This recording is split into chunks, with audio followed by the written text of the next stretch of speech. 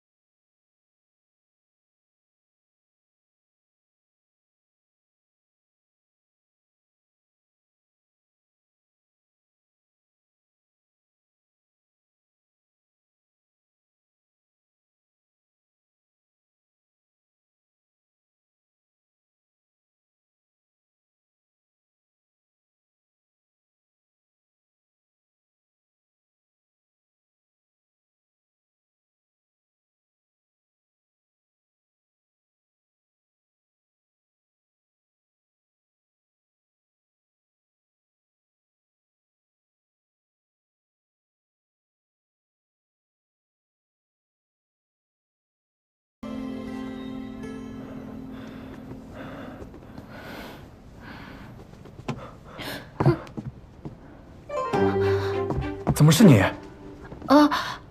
那个，我是来感谢你的救命之恩的。你这个狼爪之伤是不易愈合的，所以我送了生肌散来。放着吧，让阿泽进来。你这还没包扎呢。不用，我自己来。但是，你是因为伤完之后我说，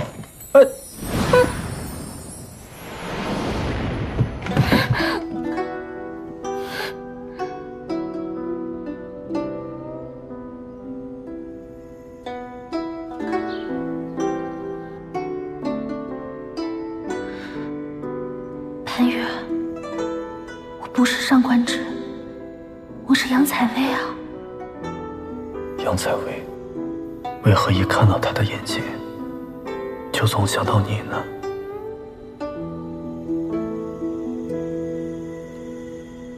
公子，郡主他……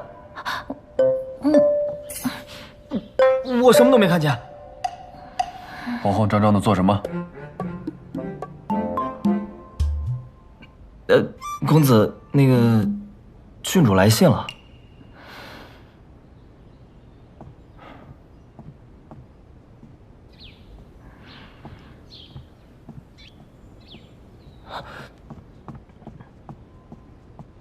是啊，我怎么忘了还有郡主呢？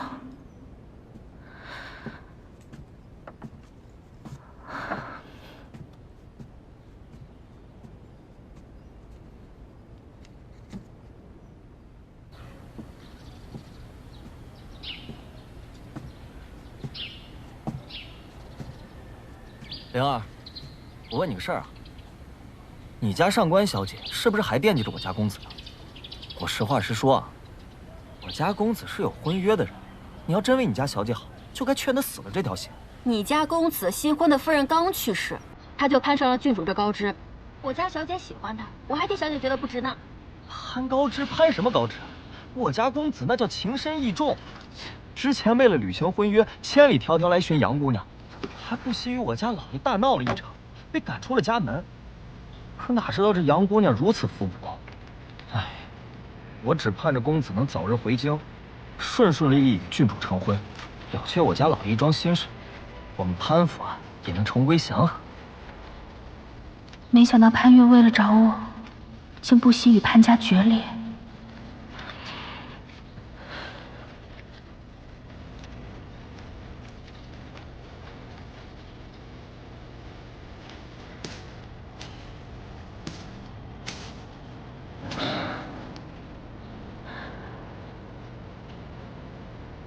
阿泽说的对，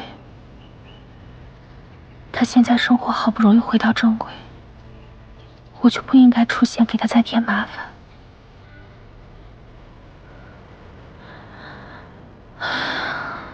杨采薇啊，杨采薇，要死就死得干脆一点，别再让他左右为难。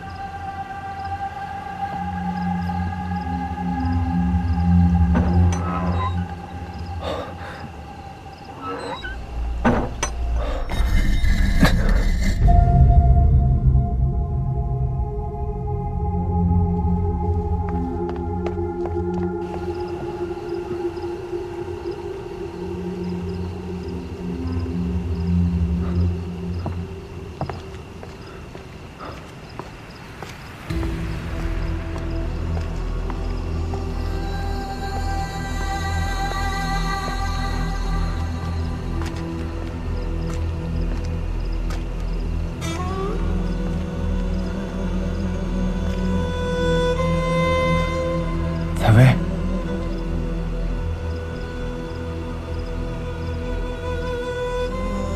采薇，你没死啊？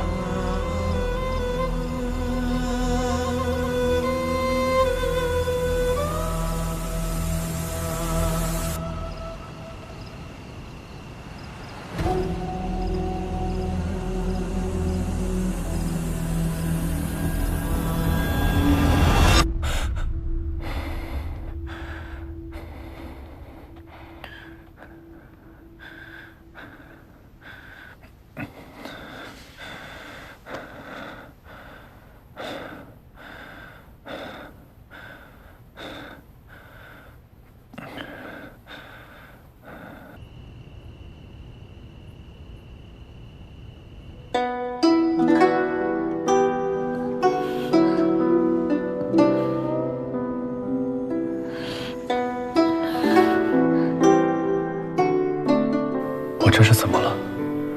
怎么会梦到他？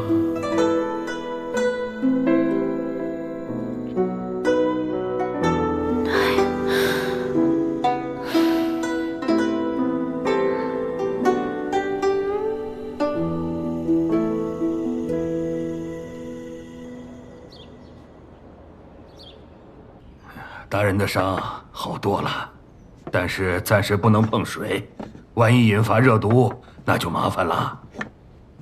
对了，大夫，大人有何吩咐？有没有一种病症会让人产生错觉？何种错觉？大人可否详细说说？就是明明不相同的两个人，你总会看成一个人。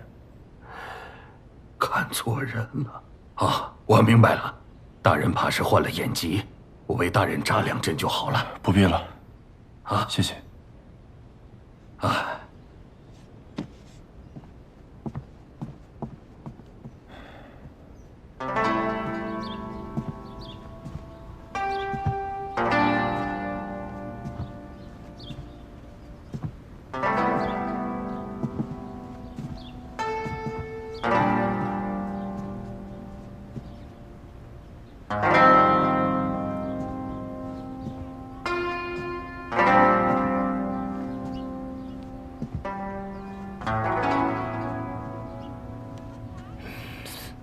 啊，这大人和小姐这是在干什么呢？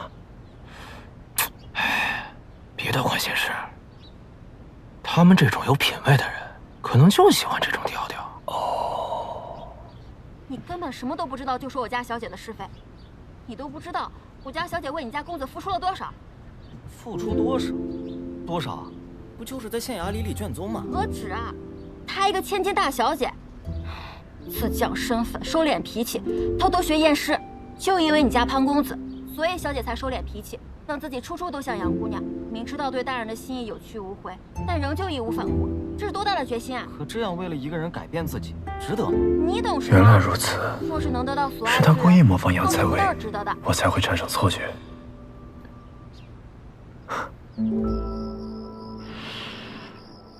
既然心里有了决断，就不许再左右摇摆，郁郁不振了。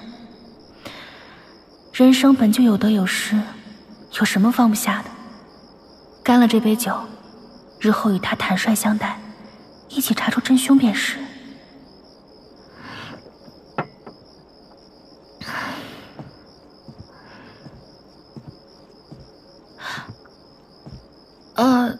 大人，你也来喝酒啊？你坐。无妨，你先来的，你坐吧。大人心情不错，竟有闲情逸致来此小酌。是啊，想明白一些事情，拨云见日，自然开心。你看起来也很惬意嘛。我也想明白一些事情，轻松不少。心中无事，清风自度。大人，你慢慢喝，我先告辞了。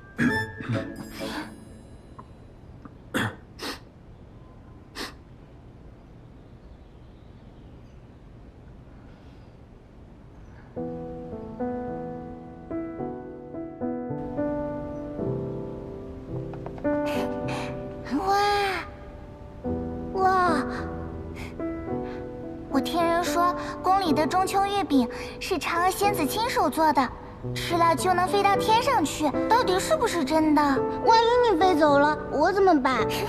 傻子，我肯定也会带着你一起呀。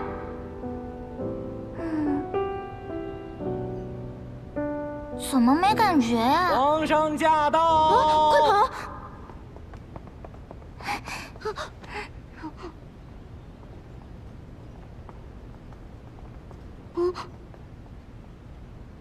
阿九，有刺客，保护皇上！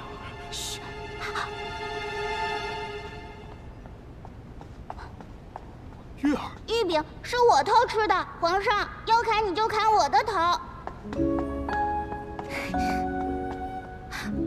不是潘越，一人做事一人当，月饼是我吃的，皇上要砍就砍我的头。侄子年幼无知，请皇上恕罪，请皇上恕罪。青梅竹马，天地良缘，何罪之有啊？朕便赐婚你二人，结潘阳之好，定三生之盟。谢皇上。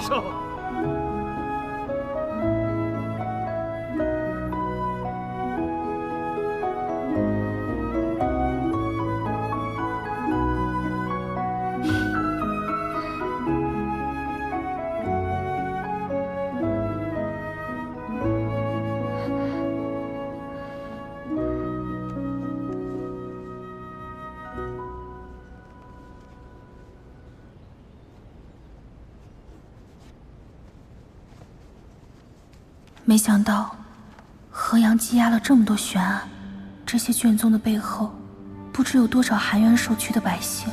正义不伸，公道难明，百姓如生在长夜，似釜底有余。待查清水波纹一事，待抓获幕后真凶，定要还好人一个公道，定要让坏人付出代价。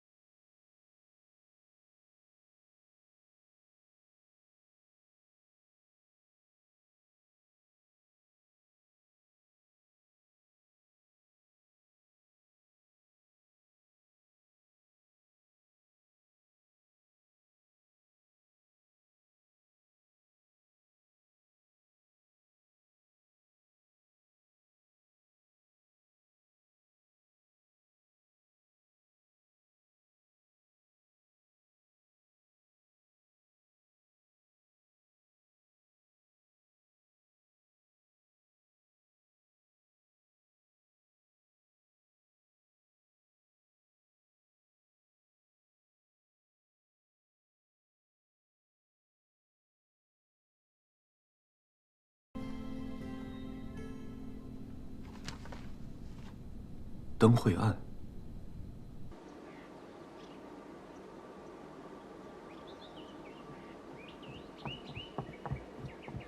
大人，问你一事，河阳有一只经未破的悬案——灯会杀人案，你可还记得？记得，当时此案闹得沸沸扬扬，正是属下经手调查。我看卷宗上记载，在凶案现场有发现一块令牌，那令牌如今何在？那块令牌被人偷了。偷了？啊！当时属下只是负责此案的小捕快，捕快头叫孙芳，因为看守政务不力被革职，所以我记得很清楚。孙芳，他如今何在？他离开县衙以后就没有联系了。把他找来，有话要问他。是。等等，此事低调，切莫声张。明白。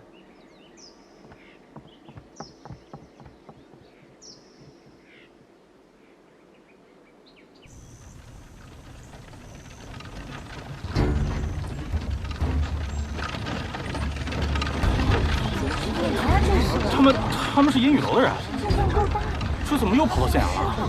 不会又来找潘大人麻烦吧？找麻烦应该带家伙来呀，我怎么感觉他们是来送礼示好的呀？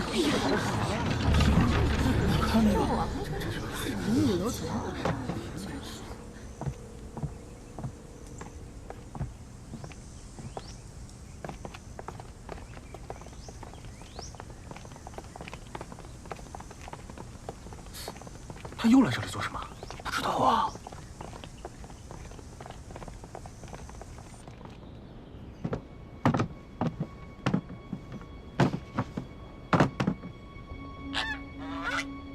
少主，你们先出去吧。是。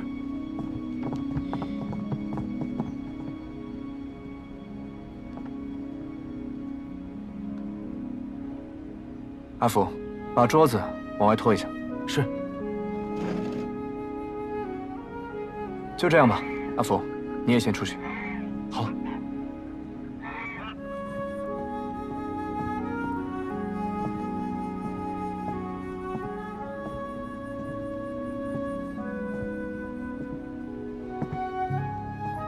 潘大人，又见面了。卓少主，你这登门是不是也太轻了？今天又是唱的哪一出？你放心吧，今日我不是冲你来的，而是找他。啊，卓少主。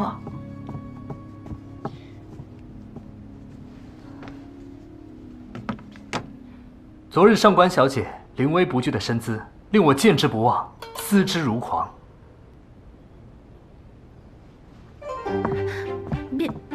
别胡说。没胡说。那个，卓少主，咱们俩呢也就见了一面，你这样实在是太突然了。司马相如与卓文君一曲定终身，我对上官小姐亦是如此。啊？阿江，你葫芦里卖的什么药？哎呀，卓少主想上演一出凤求凰，我本不该干扰，只是这里既是县衙，而上官芷又是衙内之人，他若是不愿意的话，恐怕我还是得命人请你出去。那个，倒也不必。那你是愿意了？啊。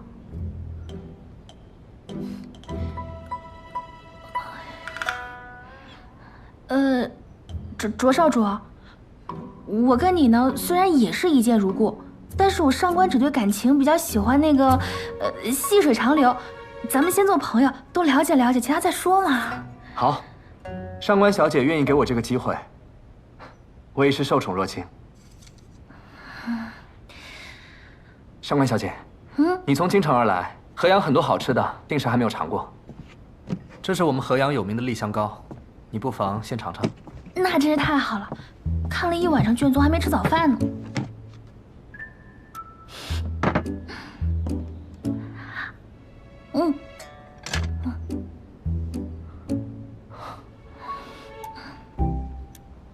不会吧？我们名满天下的潘大人，竟会如此苛待下属？自是比不上卓少主笼络人心的手段啊。不过这里既是县衙，那自然有县衙的规矩，当然不是些寻常的江湖帮派可比的。谢了。潘大人，你误会了，我对你，还有这个县衙，是一点兴趣都没有。我是怕自己心爱之人再次受委屈，我去给你拿水。对了，卓少主前几日在公堂上说，杨采薇是你的救命恩人。他没和你说过？看来他对你还是有所保留。他既然答应嫁给我，那我们自是两心相悦。会不会是你对他来说无足轻重呢？这很难说吧。哼。唉，杨采薇啊，杨采薇，若是你泉下有知，能否指点我一二？你到底是恨他，还是信他？需不需要我为你出这一口恶气？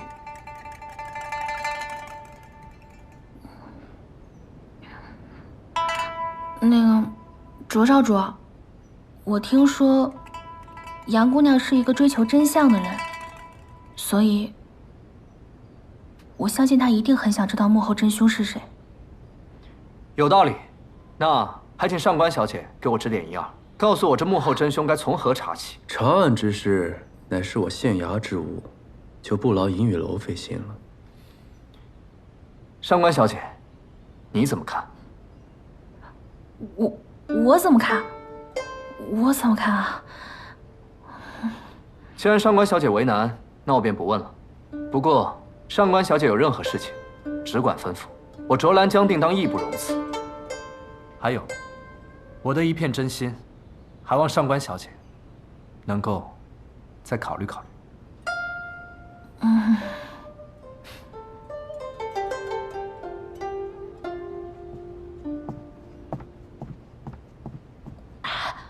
我真不知道他今天来。你自己的私事嘛，你自己处理，只是莫要因私害公。还有，召集所有人，半个时辰之后在这里商议案情。啊！什么乱七八糟的，把它收了。啊，我收。还有半月，便是夏至。听说河阳以往都会在这一天举办灯会，万人空巷，蔚为壮观。不过，因为5年前的一桩悬案，这个灯会因此取消，殊为遗憾。今年是我来河阳的第1年，我打算彻查此案，给河阳的百姓一个交代。大人，前任县令对此案已有定论，乃是恶交杀人，这旧案再提，恐有不妥吧？哦，旧案不能重提，这是哪儿的规矩啊？这没有这个规矩，只是什么？刘捕快，你难道还想继续敷衍搪塞吗？哎呀，不敢！大人要查此案，小的一定肝脑涂地。上官芷，把卷宗记录跟大家详细的讲述一遍。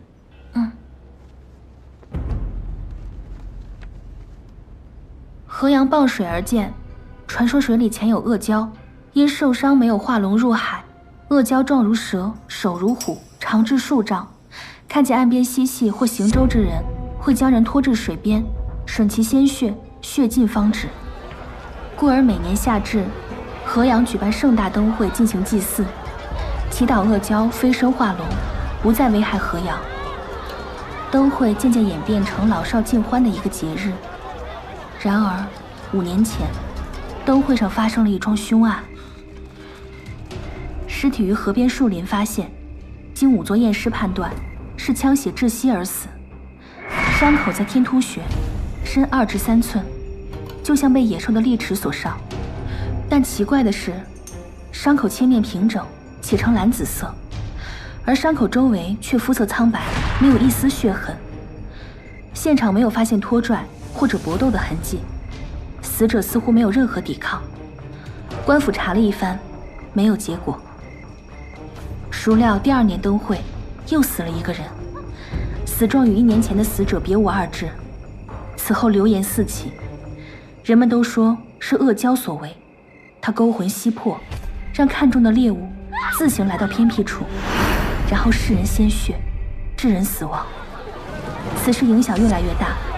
第3年灯会，县令派出大量人手潜伏人群，试图抓捕凶手。本以为万无一失，可是当天却接连死了3个人。发现尸体的地方虽然偏僻，但距离热闹处不足10丈。灯会上的游人却没有听到任何的打斗喊叫之声，百姓们愈发觉得此事非人力所为。回家吧，快走吧，我别谈了。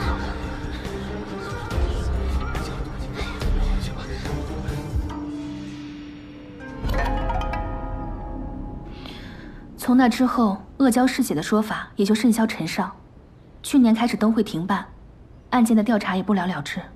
大人，这个事儿我能证明。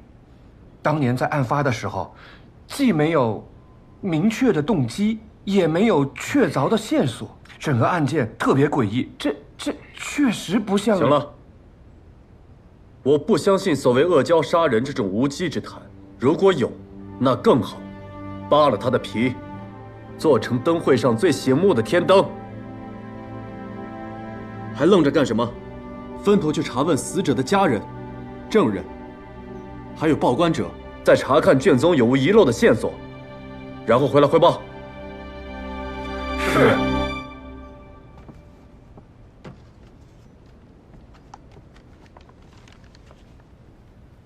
那我先去询问灯会案第1个死者乔叔的2个女儿，上面说他们在银雨街卖冰饮。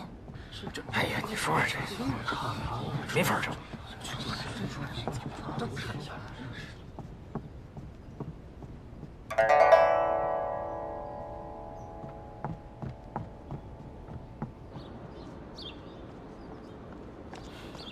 上官小姐，要去哪儿？我载你一程。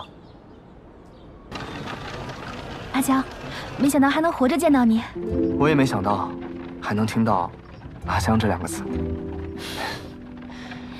今日你没有生气吧？我为什么要生气啊？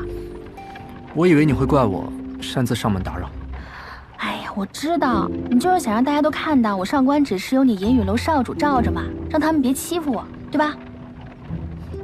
你懂就好。但是你以后别搞那么大阵仗了，那不知道的还以为你真对我一见钟情呢。如果是真的，你可愿意？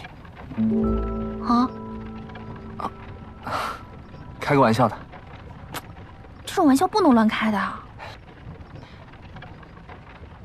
对了，你的脸到底是怎么回事？这件事情是因为上官芷，她为了嫁给潘越，让巫医强行将我变成这样，却不想自己竟在婚礼上丧命。我为了找出幕后真凶，只能借用他的身份回到县衙。倒是你，怎么我3年前认识的小混混，如今摇身一变，成银雨楼少主了？所以你愿不愿意跟银雨楼的少主做朋友呢？所以我以后应该叫你阿江呢，还是卓少主啊？想叫什么就叫什么。还是阿江好一点吧。阿江挺好。对了，你还没说呢，你为什么瞒着我装了3年的小混混呢？我还这么年轻，还没有到回顾往昔的时候吧？快说。3年前，我爹被金水帮暗算，我从京城回到河阳，接掌银雨楼。那是我这一生最黑暗的时光。为了保下我父亲打下的基业，我逼着自己成为冷酷无情的少主。丧父之痛，无人可受，甚至连一滴泪也不能流。直到那次受伤，我遇见了你。虽然说你把我当作喜欢打架斗殴的小混混，但是你，只有你，愿意跟我做朋友。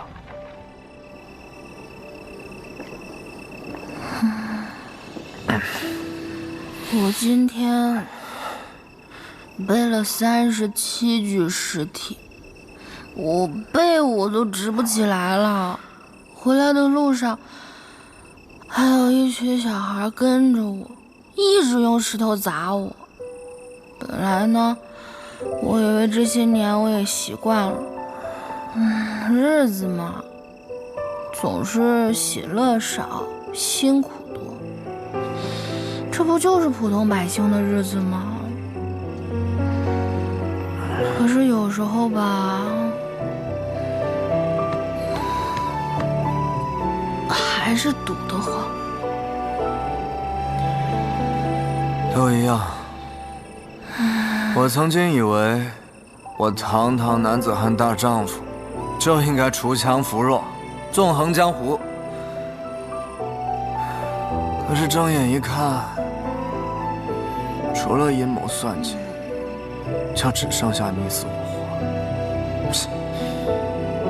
活。活着怎么就这么难啊？老天爷，你可真会玩啊！你说，我给他们的亲人入殓下葬，为什么他们还要辱我骂我？为什么呢？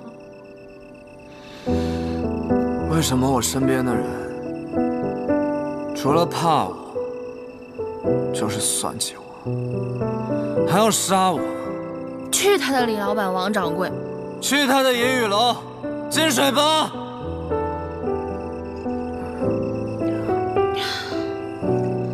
把我的爹娘还给我！把我的人生还给我！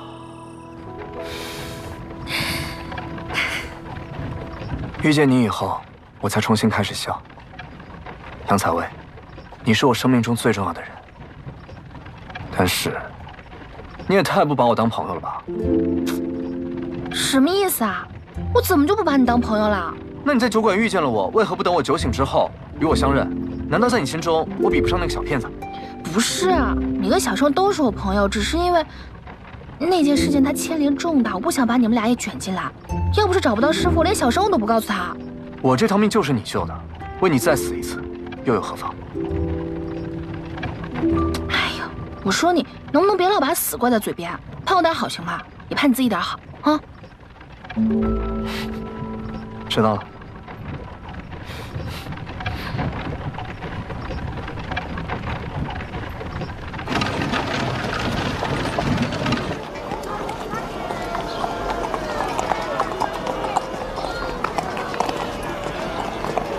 客官，里边请。大人，前年灯会案最后一名死者田华，就是此店的少东家。案发以后，我多次访查，绝无遗漏。是潘大人吗？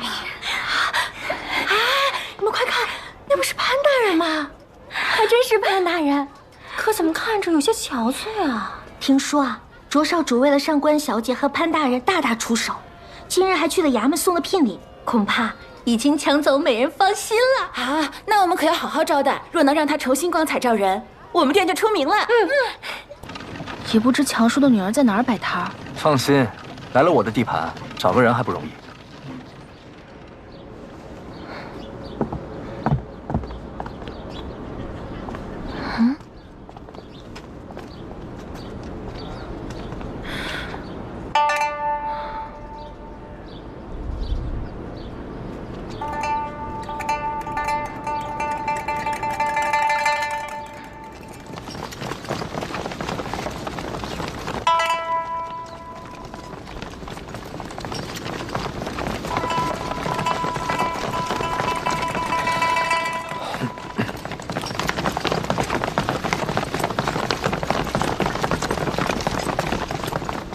银雨街堂主赵乾，携手下弟兄，恭迎少主大驾，恭迎少主夫人大驾。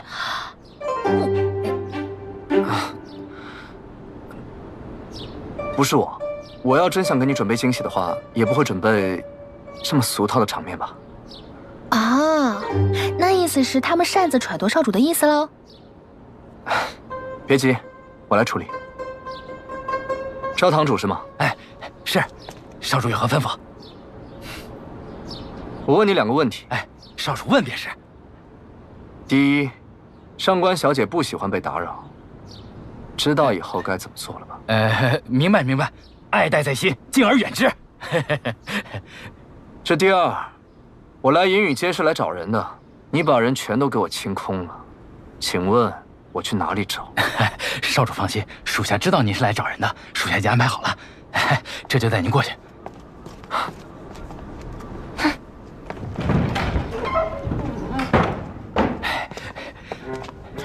回少主，银雨街摆摊的小贩都在这儿了，我亲自派人抓的，一个都跑不了。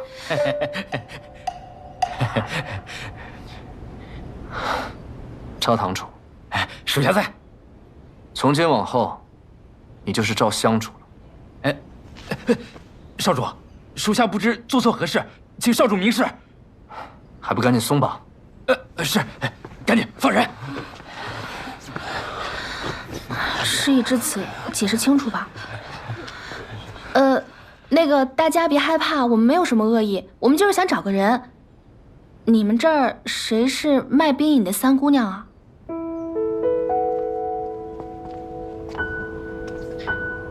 我就是。我问你们一个问题，谁能回答，我就留下谁。大人请问，你们以前的少东家叫田华对吧？他有什么仇家？死前又与谁结过什么恩怨？田少爷人可好了，哪来的什么仇家呀？对啊，他和气生财，从不跟别人结怨。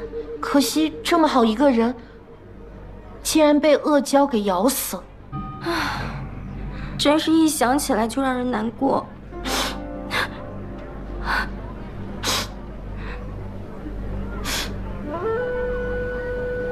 就这些？就这些。大人可想好了要选哪一个？就你了。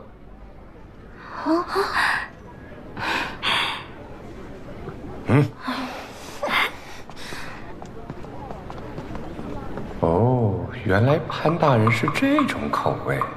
点什么头啊？还有你。什么？躺下。这位是卓少主，这位是上官小姐，他们问你问题，好好回答。姐姐，她要吃了我。你别怕，他逗你玩呢啊！这是蜜饯，送给你吃。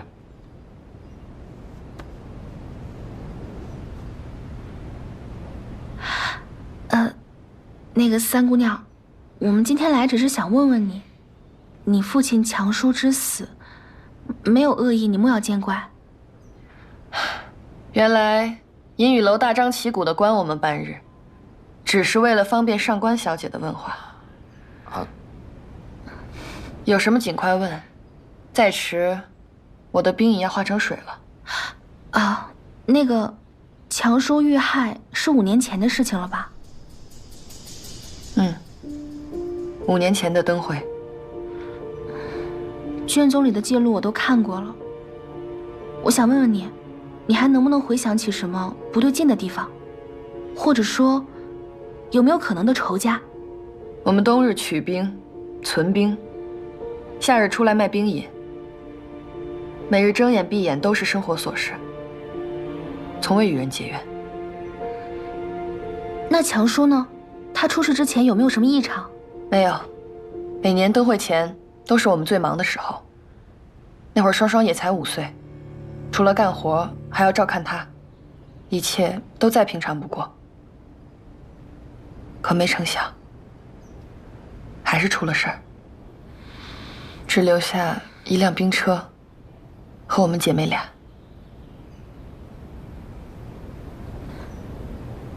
想问一下，强叔的尸体葬在哪里？我想去看看。没有尸体。为什么？我爹下葬后没几天，他的坟墓附近出现了一些动物尸体，伤口跟我爹的一模一样。我把这事儿上报县衙，他们根本不理睬我。但后来几年都会接连死人，那些人的坟前无不如此。我们越来越害怕了，我教伤人的事儿也越传越邪乎。于是，县令便派人将所有遇害的尸体都挖出来，扔进河中，献祭阿胶。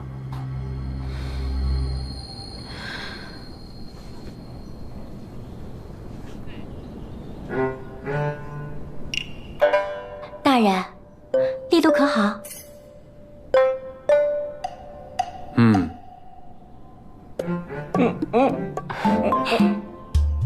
你叫什么？小翠。小翠，你告诉我，你们方才在隐瞒什么？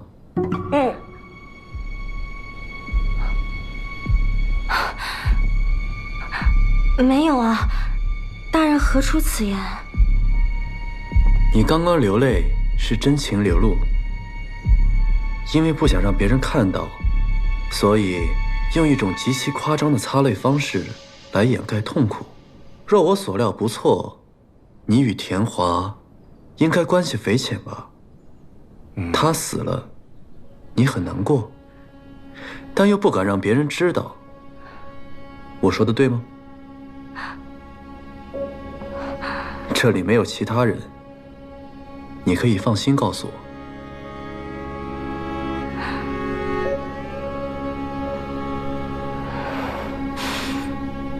大人，我与田华确实私下相好，当初是他收容我，让我有了安身之所。故而一想起他，便悲从中来。可他平日为人，并不像他们说的那样和善，脾气很急，对人动辄打骂，整个华容殿的人都怕他。可他是少东家，大家又拿他没办法，所以他一死，大家都觉得是老天爷降下的报应，又怕调查牵连太广，引火烧身，所以才串通了撒谎。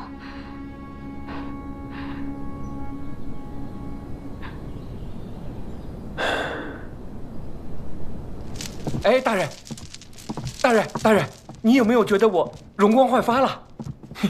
去案发现场。啊？哦，好嘞。坟前怎么会出现同样死法的动物尸体？这事是越来越诡异了。事出反常必有妖，此事八成是有人捣鬼。我们这样查下去，收效甚微，不如我去找其他3家打探一下，看看他们是否知情。你这样打探有用的话，他们也不会在河阳隐藏10多年，反而打草惊蛇。10多年？我爹娘的死，可能跟他们也有关。你放心，我一定会将这些人揪出来，还你一个公道。走吧，我们好久没去喝酒了，今日我请你。我还要回去复命呢。误不了事的，走了。姐姐。谁？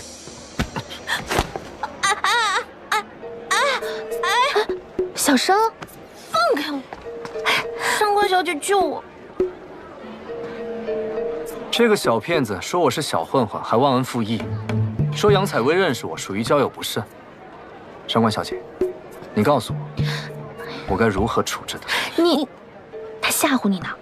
我跟阿江已经相认了。哎，小生，你怎么来这儿了？还不是这个小混混去鬼市逼问我跟你的关系，我担心你有麻烦，一直想要告诉你，但是没有机会啊。没想到他是银玉楼的少主，我怕你出事儿，所以跟过来看看。辛苦啦。哎，阿江刚刚说请客喝酒来着，你一起来吗？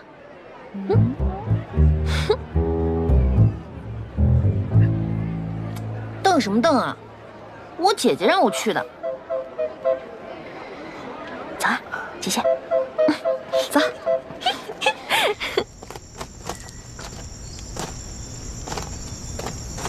大人，这里就是第一起命案发生的地点，其他命案都在沿河附近，还有这儿。这里这么偏僻，现场也没有拖拽痕迹，死者为什么会自行到这种地方？我们也都觉得特别怪异，若不是恶交闹妖，实在无法解释啊。快看，河里啊！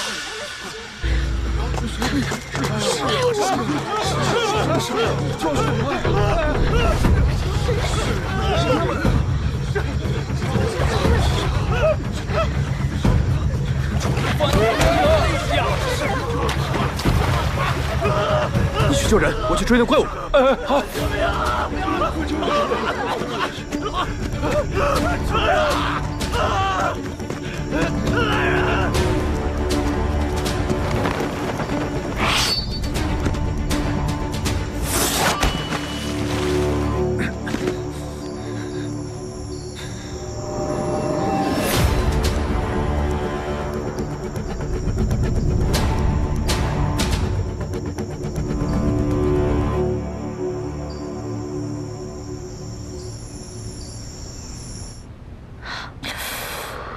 下手真狠，怪不得人家都说银雨楼的少主昨夜就开始引人血。姐姐，我跟你说，不管他出于什么目的，你一定要小心他，他肯定不是什么好东西。哎呀，他不是你想的那样，那些传闻都是道听途说的。什么道听途说？我10年前就在鬼市做生意了，每天赚那点钱，我还要给他们银雨楼交月捐。哎，有一次就差了几个铜板。他们带人把我的摊子全都给掀了，东西全都给砸了。你说他作为少主，他不知道这事儿？我才不信，鬼信啊！反正那会儿我就开始发誓，但凡我以后要是见着他，我一定我去。你就如何？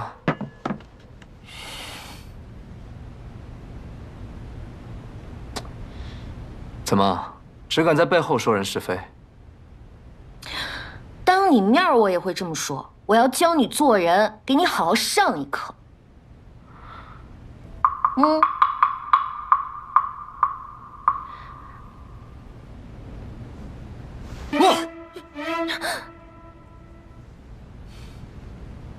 哇！喊什么喊？吓我一跳。喝酒吧。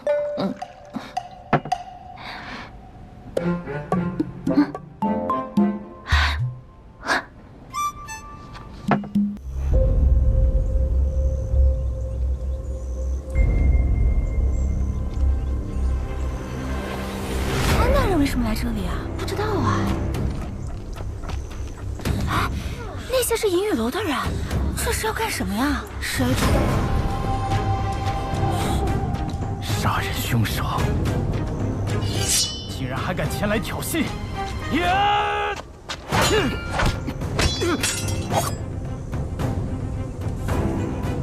阿泽，今日是李堂主头七，怎可在他灵前造次？是。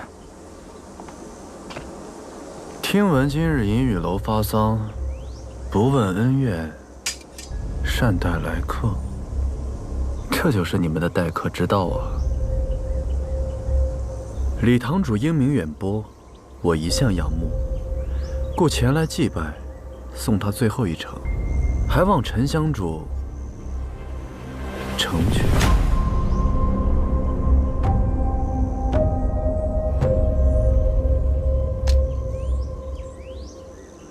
来者都是客，杀他不必非在今日。请。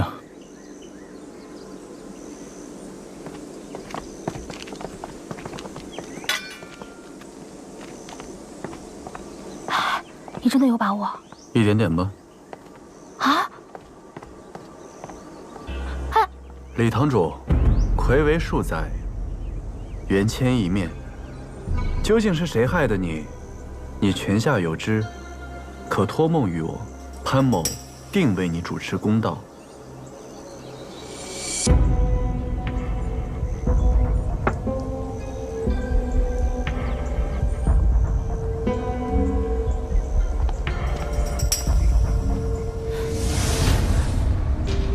堂主，是你在说话吗？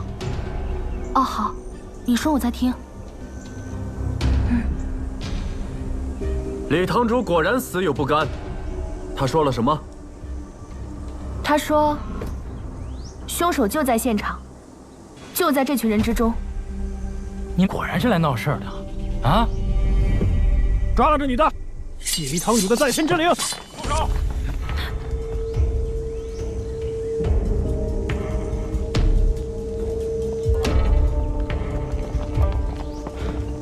大堂主。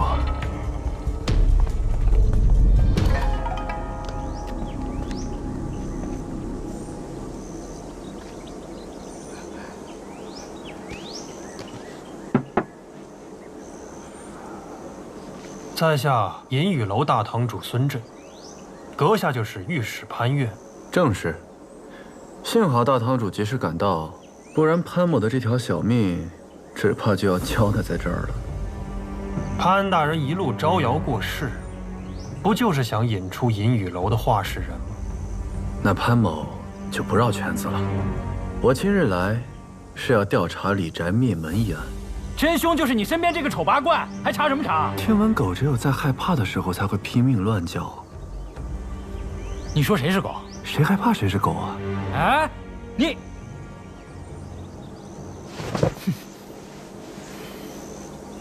堂堂银玉楼的大堂主，不会也相信这个手无缚鸡之力的女子是灭门惨案的真凶，这种鬼话吧？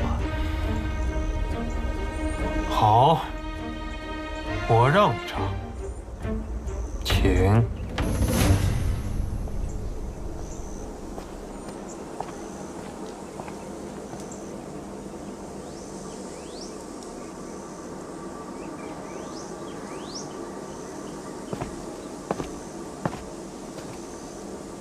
哎，你不是想查明真相吗？打起精神来。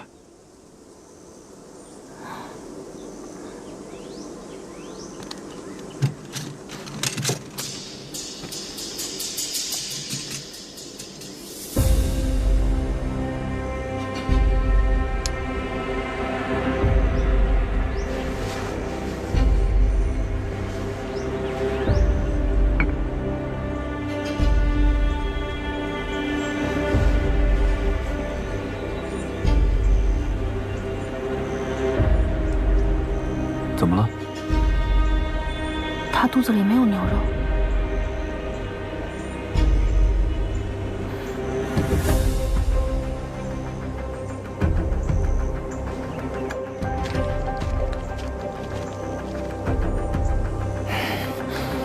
这些就是杀害李堂主一家的元凶夏中草。凶手将此物投入牛肉之中，李家众人陆续吃下。夏中草入腹之后，会有五脏俱焚之痛苦。他们不堪痛苦折磨，渐渐失去了理智，所以才选择一一自尽。凶手将货郎骨和一只老鼠藏于房梁之中，利用货郎骨的传闻，将杀人现场伪造成鬼魂索命。我本怀疑凶手会是你们银雨楼的仇人。但我昨夜验尸时遭到了蒙面人的刺杀，而不巧，我在他们身上搜到了这个。银雨楼杀人何须黑衣蒙面？这只能说明他不敢暴露身份。而银雨楼中与李堂主有直接利益关系的，无疑就是。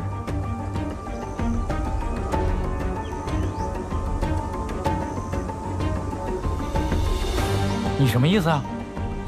大堂主他血口喷人，我与李堂主情同兄弟，我怎会做出这种不义之事啊？陈香主，又激动了不是？来之前我已经查过你了，发现你现在承担了已故李堂主的帮务，待到丧事办完之后，你就会荣升下任堂主，对吗？那又如何？李堂主生前最在意帮中之事，我那么做。也是为了让李堂主的在天之灵能够早日安息。陈香主这番苦心实在令人感动。要是李堂主九泉之下得知他的几处私宅也已经划到了您的名下，不知他是否还能瞑目啊？姓潘的，你敢污蔑老子，就拿出真凭实据来。几处房产证明不了什么，你要是找不出来，我管你什么狗屎御史，我杀了你！我有证据。双手但凡沾了夏中草之毒，遇水则黑。不知沉香主是否敢当场一试？你是什么东西啊？凭什么你说是就是？是。是。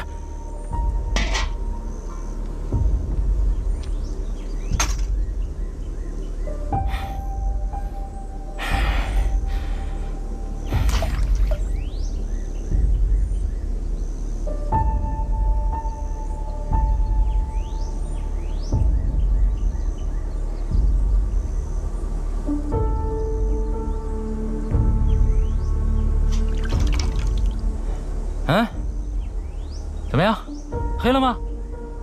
你们现在还有什么话说？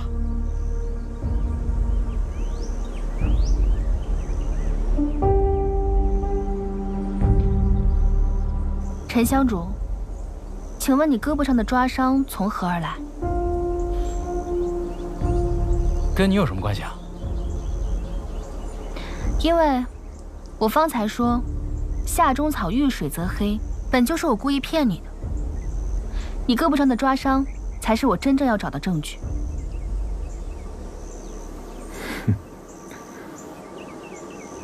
诸位，可以去看看丫鬟的指甲。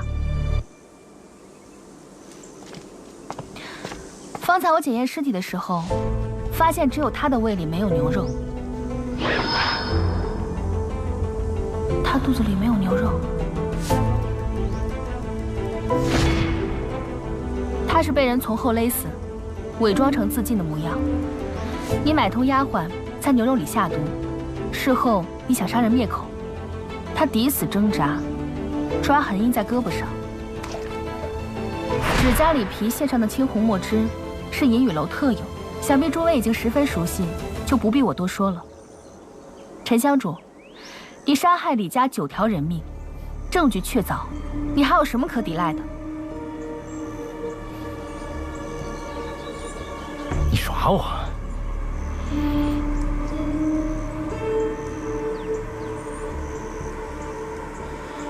我死定了，你们也别想活。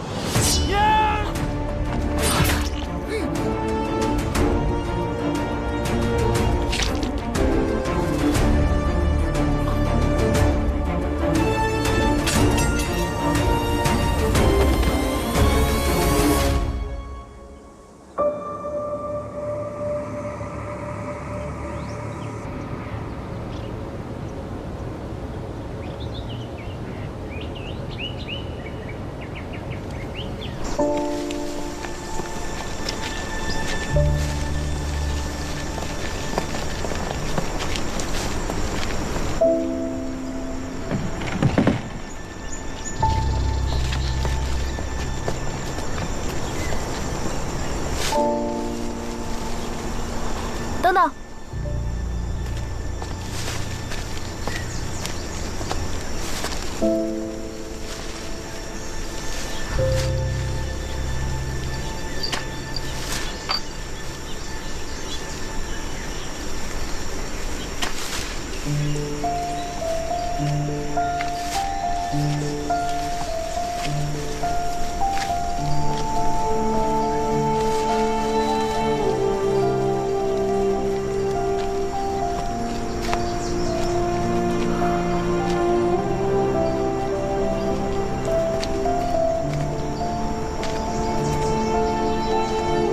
你怎么了？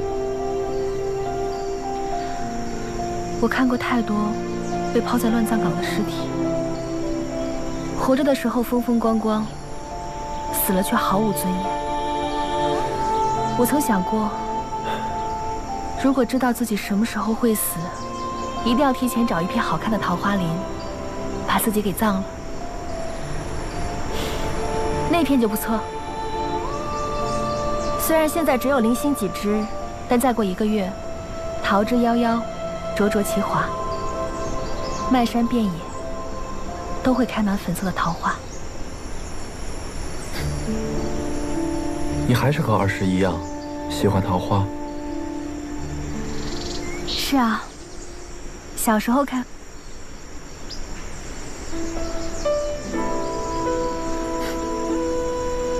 不用再掩饰了，我早已经调查清楚。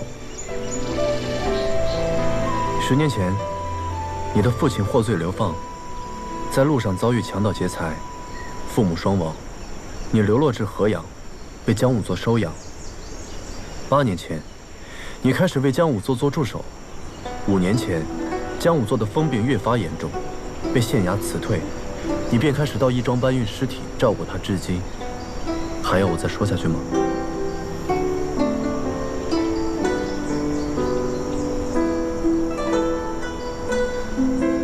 你找我到底是为什么？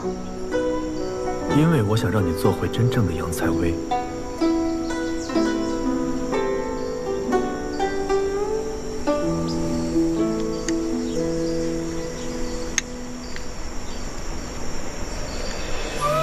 先皇赐婚，潘阳之好。我的第2个条件就是，我要娶你。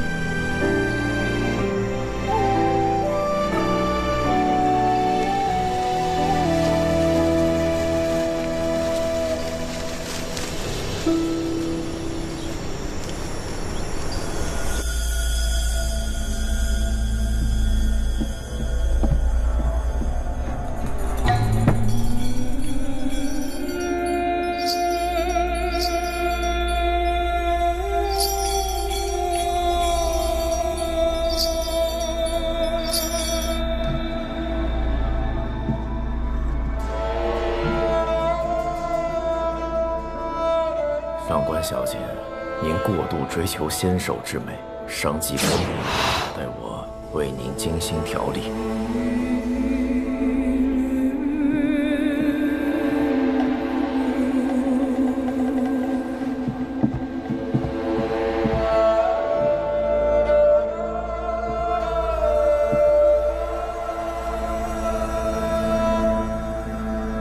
为了你，我承受什么痛楚都心甘情愿。潘郎，我们就是天造地设的一对。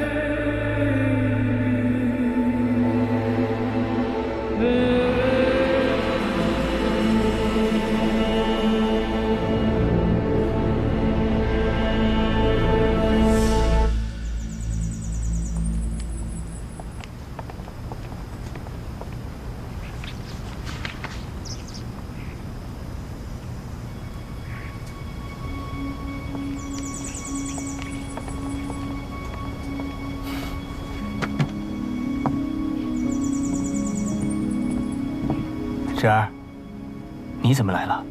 这个时候你不是应该去上茶课吗？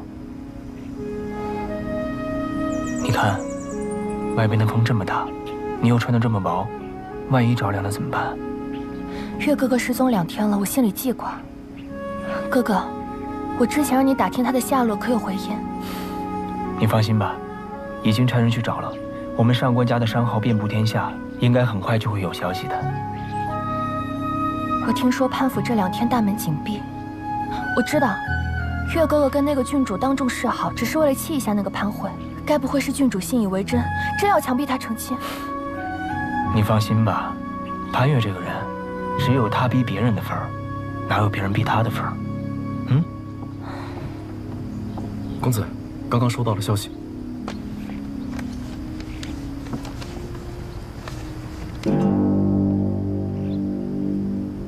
怎么了？是不是月哥哥他？不是，是我们在江南的货品出现了问题。好了，芷儿，你先回去好生休息，但凡有什么消息，我立刻通知你。好。哎，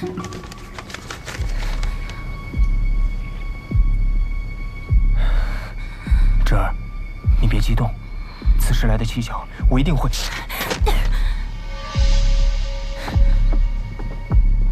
芷儿，别跟着我！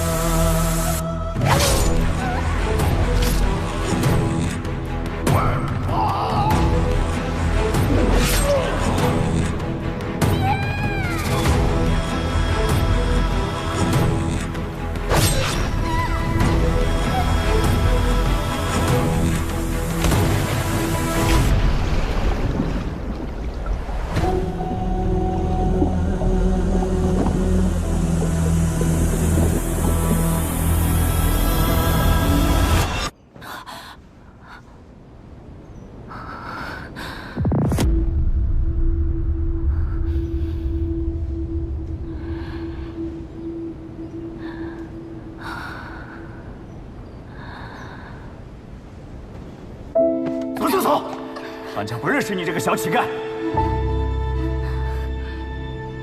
我是杨继安之女杨采薇，我要找潘越，我要找潘越，潘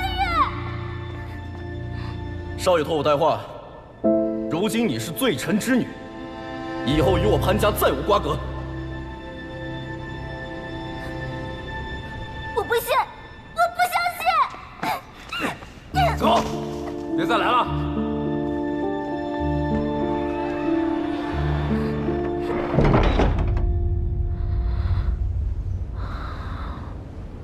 10年前，他急着与我撇清一切，如今为什么要重提婚约呢？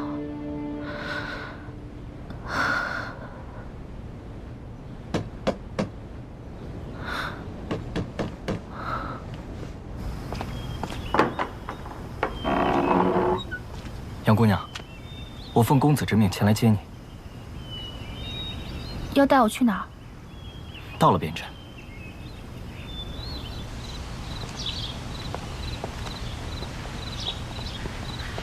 杨姑娘，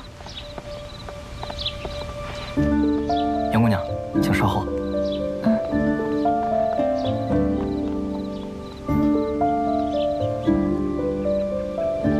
你觉得在此成亲如何？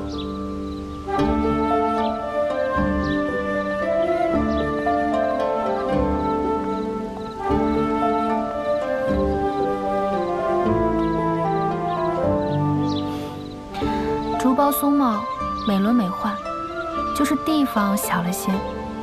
潘大人风度翩翩，世人倾慕，想必届时定是高朋满座，这地方怕是容不下了。我倒是不知，你如今也喜欢热闹？新娘喜欢就好，我喜不喜欢不重要。你我的婚约也是陈年旧事，做不得数。更何况我容貌丑陋，身份低微，绝不是良配。还请潘大人许我退婚。吾父母在场，无媒人作证，空口白牙，退不了婚。那就请媒人去吧。好啊，你我成亲，随我回京，咱们自可以请他老人家喝一杯喜酒。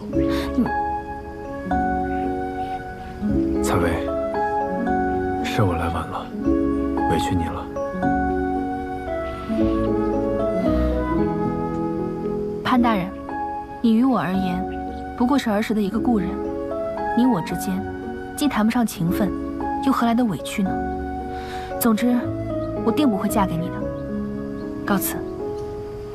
就算你我之间已无情分，难道你答应我的条件，也不作数了吗？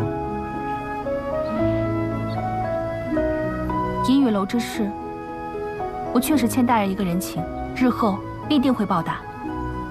不过，强逼女子以身相许这种事，我想，以潘大人这种高风亮节的君子，是绝不会做的。谁说我是君子了？为达目的，我向来不择手段。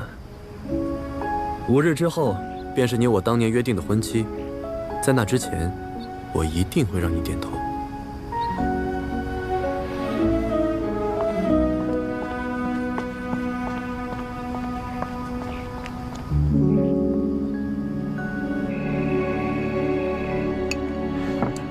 师傅，你慢慢吃。怪我回来晚了，你饿坏了吧？都是那个潘越，自打他来了河阳，我就没有安生过一天。凶手！凶手！凶手！师傅！凶手！师傅！师傅！师傅！任何杀人案一定有凶手。凶手是任何杀人案一定有凶手，我们慢慢找。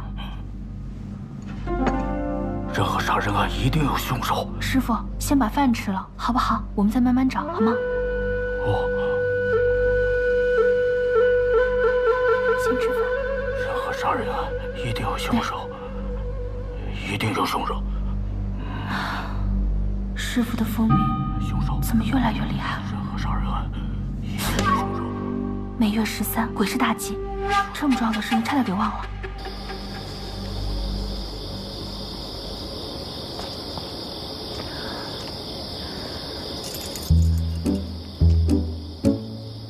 去哪儿？我送你。谢潘大人好意，我们不顺路。我要去鬼市买仙斑灵蛇，也不顺路吗？你怎知我要去鬼市？你们监视我？哎，你我之间怎么能用监视二字呢？我只是想知道你有什么需求，好尽力满足吗？你曾说会让我点头，该不会是想用我师傅的药引子作为胁迫吧？胁迫二字多见外啊！走吧。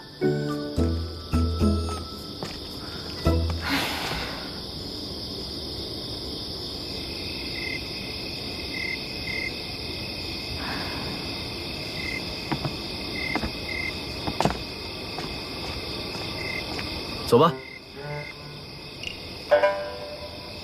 走啊，走。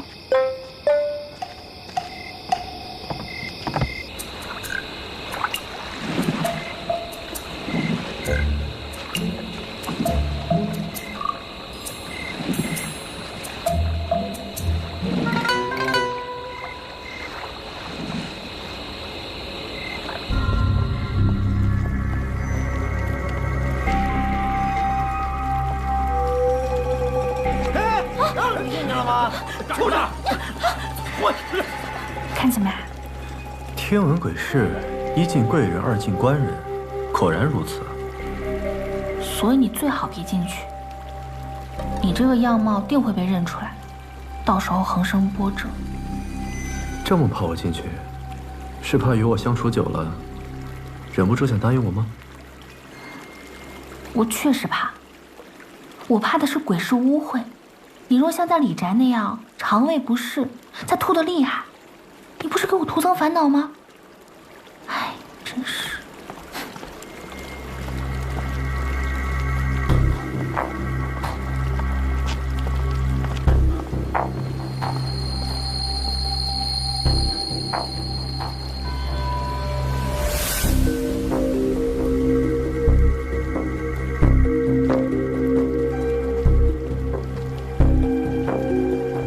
既然是做生意的地方，为什么费力做这么多机关呢？这里啊，本是河阳几个豪强的老巢，这些机关是为了防范官府。如今他们发达了，便金盆洗手，做起了正经生意，这地方也就渐渐荒废了，被底层人利用起来，成了互通有无的集市。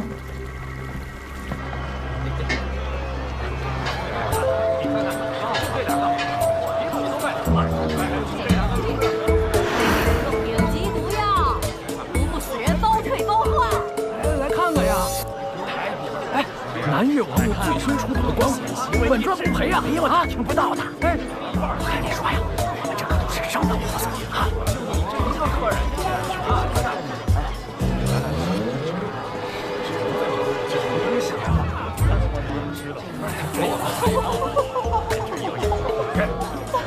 来了。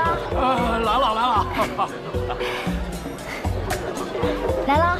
来了。都是好货。我看你在这里，好像过得格外自在啊。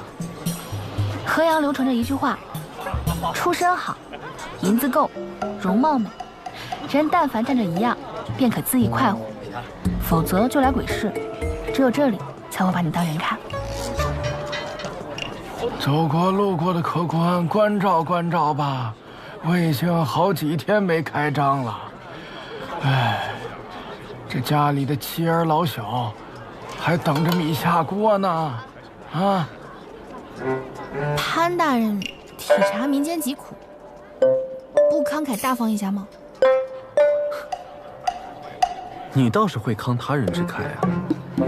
不过，未来娘子说的话，还是要听的。客官请坐。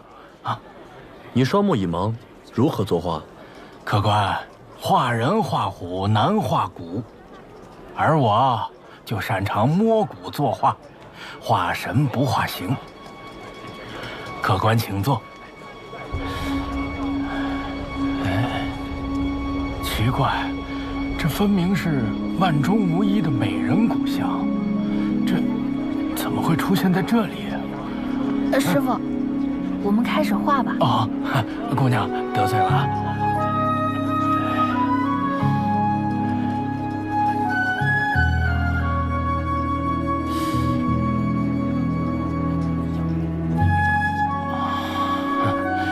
看来二位真的是天造地设的一对儿呀。不过，这位姑娘脸上的伤疤是……哦，没什么，而是家中遭遇变故，被刀砍伤的。哦，二位客官。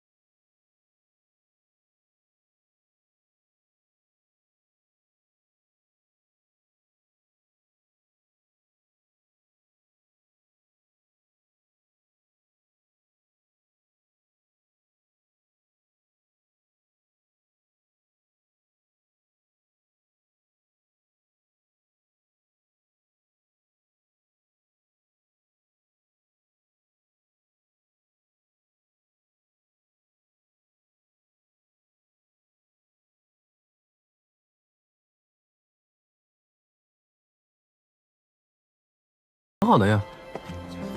唉，一个疤在脸上，一个伤在心里，本该是天造地设的一对儿啊，可惜呀，可惜。这鬼市都快到头了，怎么还不见卖灵蛇的人？哎，小生，姐姐。哎呀，来了！你看什么啊？这是……哦，他是我们义庄学徒，没见过什么世面，今天特意带他来开开眼。嗯。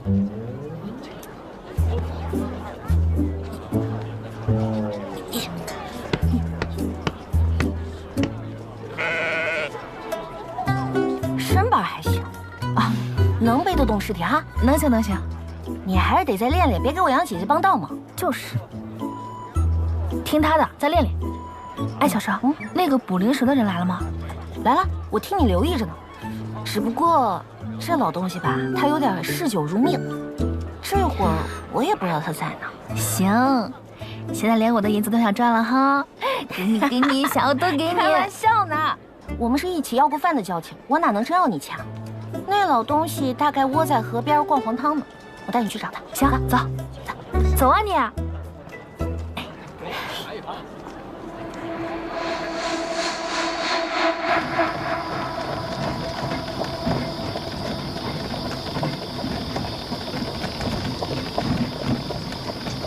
喂，这里是潘大人居所，闲杂人等不得自扰，快走！睁大眼睛看看，我家小姐也是闲人吗？上官小姐，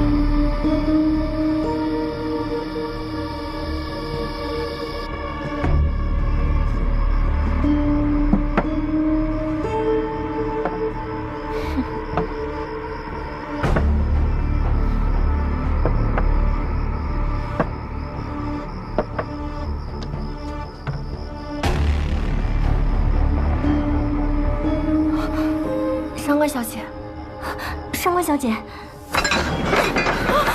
上官小姐，你怎么了？滚开！是。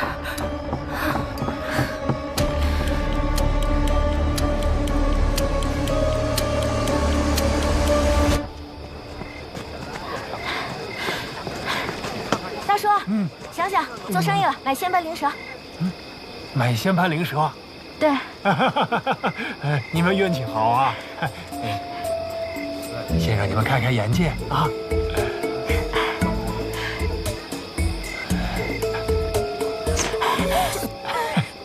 这仙盘灵蛇隐匿于雪山，雪水初融之时才现真身。这条灵蛇，你整个鬼市找不出第二条的。你别抬价，你就说多少钱能卖。啊，50贯，1文都不能少。大叔，上回咱们说好的10贯你就卖的。对啊，你不记得我了？此一时彼一时啊。我在雪山守了月余，才抓了这么一条，还为此冻坏了这条腿。这以后再也进不了雪山了。这医药费，我怎么也得从他身上找补回来，不是？那够了吧？够了。哎，无功不受禄，我自己的事情自己能想办法。大叔，这些钱你先拿着，剩下的1个月之内我给你补齐，超期1天，我给你多加1贯钱。可以了，卖吧。啊，行了，卖给你了，这条蛇给你吧。谢谢大叔。就是一点银子，至于跟我算的这么清吗？萍水相逢，算清楚的好。说，他是谁呀？来，你看，就是他，他就是潘越，是朝廷的御史。潘越，他怎么来这儿？他就是要娶你那个潘越。是啊。阁下，还要继续掩饰身份吗？怎么来了？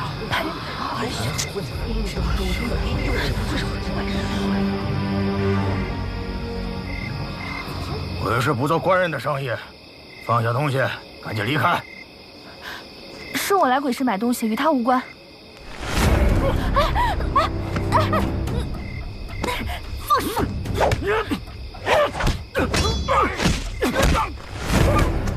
放手！灵蛇，姐姐，你放开！灵蛇疯了，河里面全是刀子。灵蛇没了，救不了师傅，怎么办？灵蛇，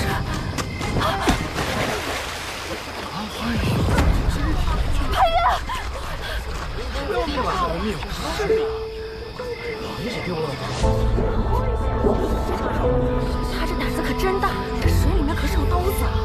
看来这东西对他一定很重要。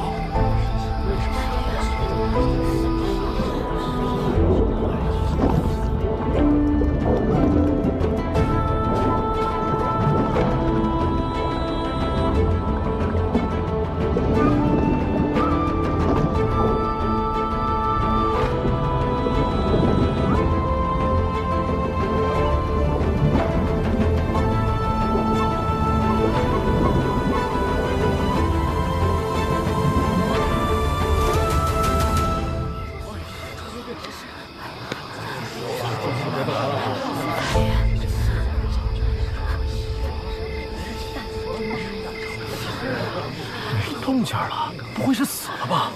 住口！别说。潘越，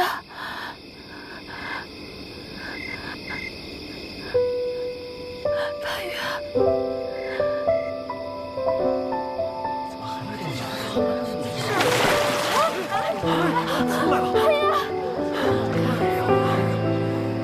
抓到了！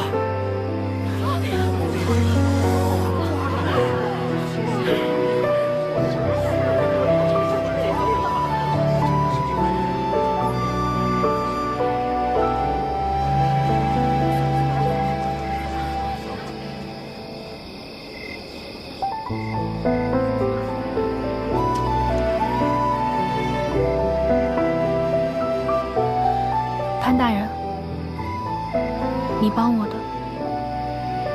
激你，但是河阳不是你应该来的地方。10年前，你托人带话与我断绝关系，我们就已经是陌路人了。不管今时今日，你是因为一时兴起，还是因为内心有愧疚，这些都不重要了。过去的事情就让它过去，到此为止，好吗？杨采薇，其实你并不像你说的那样，对我毫无情分，是不是？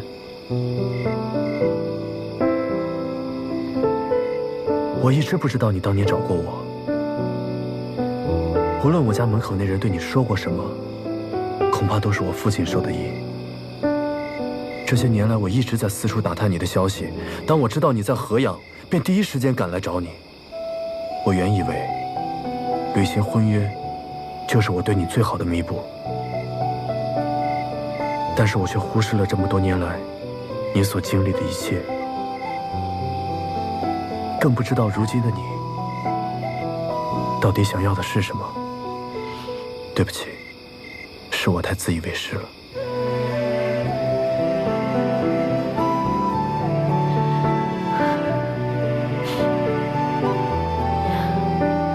潘大人，你我早已不是一个世界的人。今日你既然已经找到了我，那也算了了你未实现的承诺。过去的事情就让它过去吧，以后不必再提了。可我想提，我找你，并不仅仅是为了履行婚约，而是因为我想找到你，照顾你，保护你。不管是10年前，还是10年后，你都是我今生唯一想要娶的人。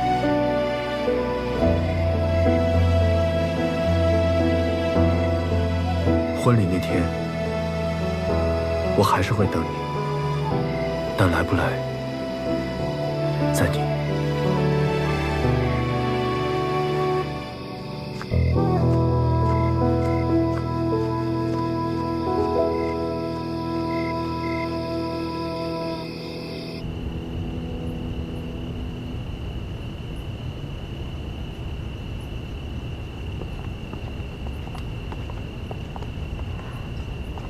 公子，您可算回来了。上官小姐她，我们根本劝不住。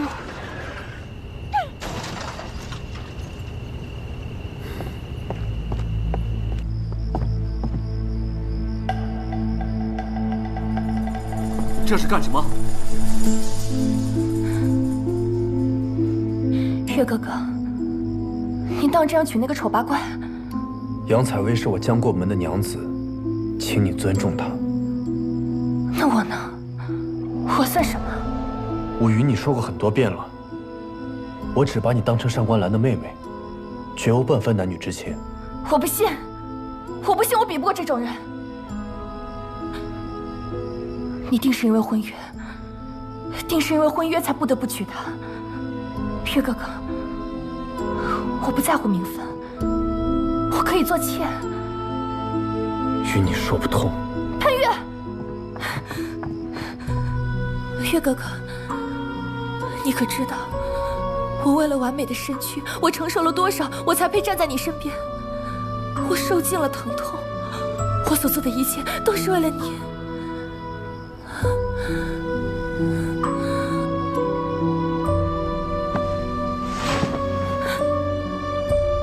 上官芷，你所执着的容貌，从来都不是我想要的，心比容貌更重要。你会遇到你的良人，但那个人不是我。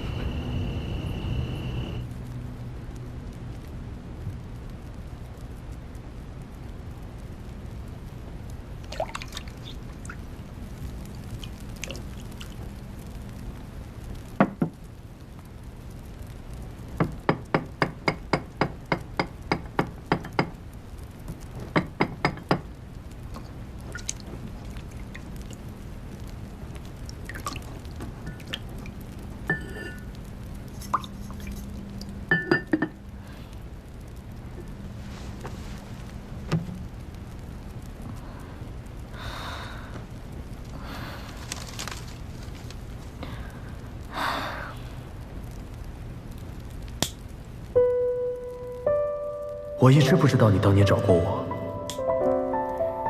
无论我家门口那人对你说过什么，恐怕都是我父亲授的意。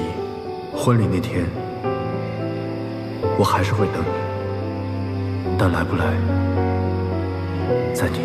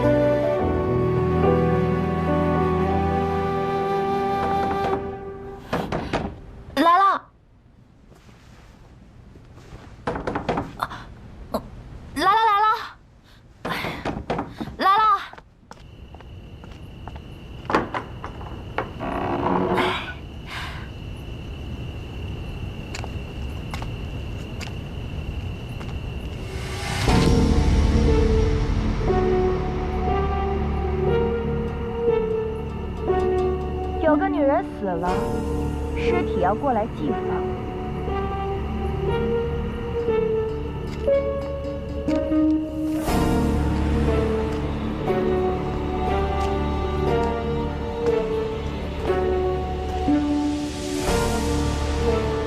如何死的？先死。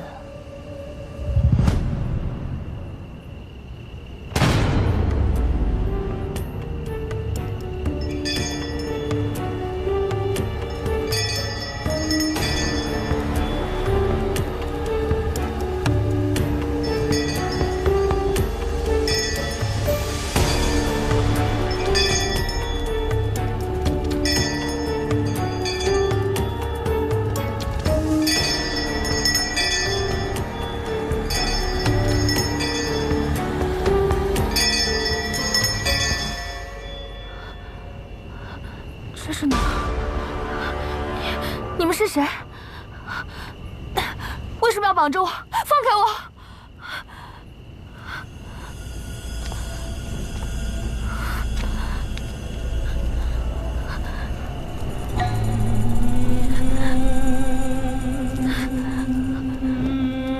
真难看，想在你脸上划2刀，都找不着地方。我是丑，可我从未招惹过你。你放了我，我保证，我马上躲得远远的。你知道我能有今天，忍受了多少？我为他付出那么多，到头来，他却要娶你这样一个丑八怪。如果是你，你会不会放？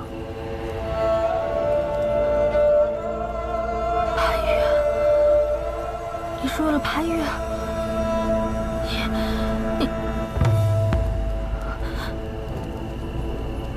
你是上官芷？才认出来？怎么？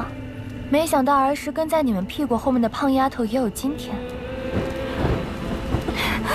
上官芷，你到底想干什么？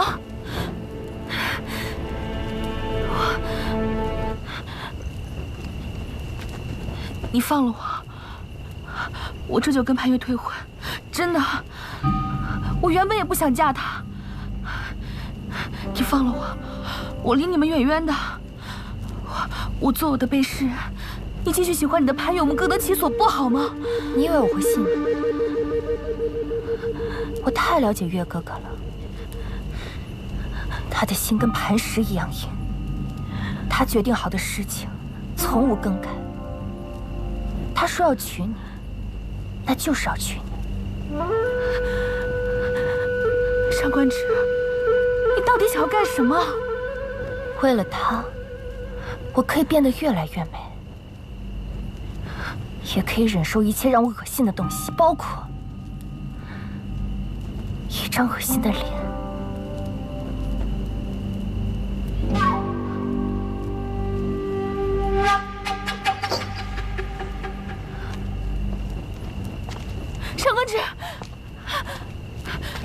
干什么？你别碰我！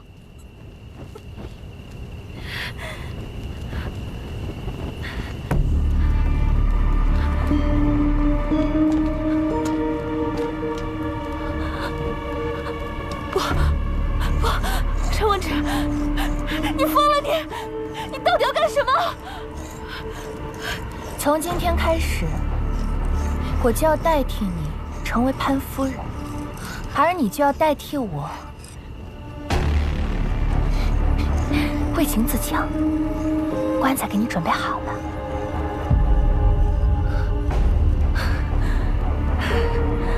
真没想到，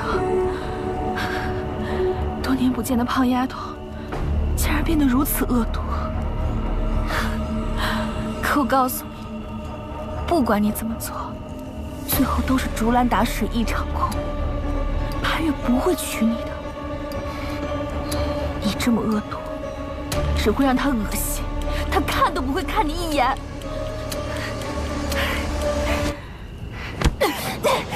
别过来，不然我杀了他！放开小姐！走，别过来，过来等会儿，我杀了他！杨采薇，你逃不掉的。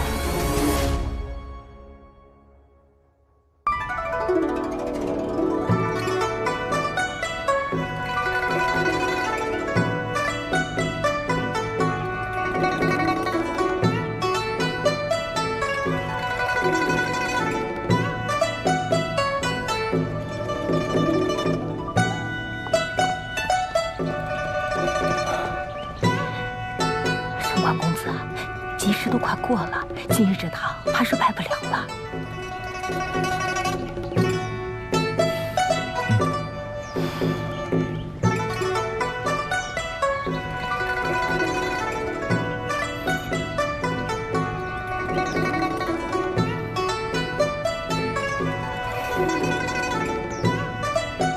公子，来了，人来了。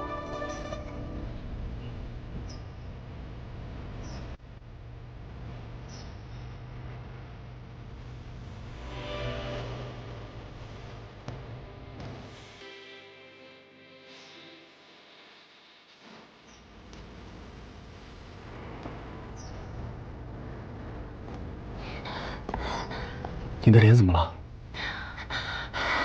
路上遇到点意外，我摔了一跤，还好没有误了及时。没事吧？没事，就是磕破了点皮。潘越，我有话想要对你说。我也是方才想明白的，这世上什么才是最重要的？名誉、地位、样貌。这些通通都不重要。潘越，我心愿想要嫁给你。此刻，我们的婚礼才是最重要的，其余的都不搭紧了。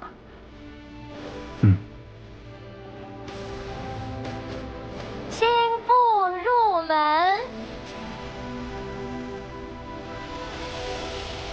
请新郎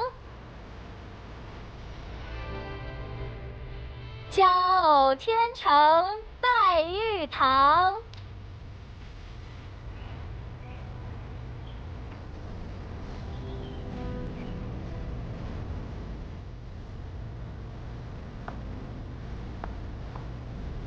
争看娇女配仙郎。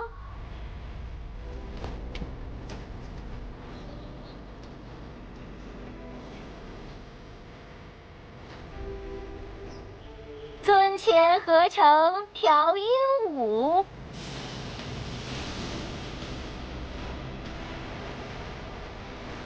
台上吹箫与凤凰。